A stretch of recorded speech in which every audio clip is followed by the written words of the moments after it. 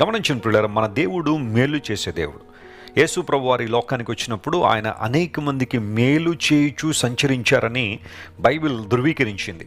ఆయన దగ్గరికి విశ్వాసంతో వచ్చిన ప్రతి ఒక్కరూ ఏదో ఒక మేలును అనుభవించే వెళ్ళారు, కానీ ఏ ఒక్కరు నిరాశతో వెనుతిరగలేరు. కొంతమంది నిరాశతో వెళ్ళారు అంటే అది వారి అవిశ్వాసం వల్లనే జరిగింది, కానీ యేసు ప్రభువులో శక్తి లేక కాదు.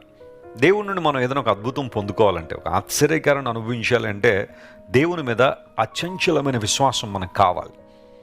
అన్వావరింగ్ ఫెయిత్, అన్షేకబుల్ ఫెయిత్ మనం దేవుని మీద కలిగి ఉండాలి. ఆయన్ను వెతుకువారు. ఈరోజు నువ్వు వెతుకుతున్న అంశాలు ఏంటి? ఉదయాన్నే లేచిన తర్వాత వేటి కోసం ప్రాకులాడుతున్నావు?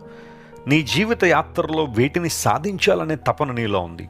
దేవుని మహింపరచాలని, ఆయన సువార్త వెదజల్లబడాలని, అనేక మంది జీవితాలను కట్టాలని, నీ కుటుంబాన్ని పటిష్టపరచుకోవాలని, దేవుని సాక్షిగా పరలోకానికి పిలువబడేంత వరకు కూడా దేవుని సాక్షిగా నువ్వు బ్రతికి ఆయనకు మహిమను తీసుకురావాలనే ఆలోచనలో ఉంటే నువ్వు ఖచ్చితంగా ధన్యుడివే, ధన్యురాలేవే.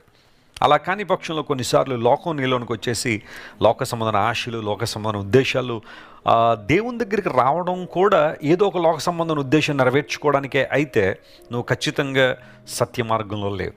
దేవుని లేక నువ్వు సెలవిస్తూ ఉంది. ప్రభువును వెతుకుదా.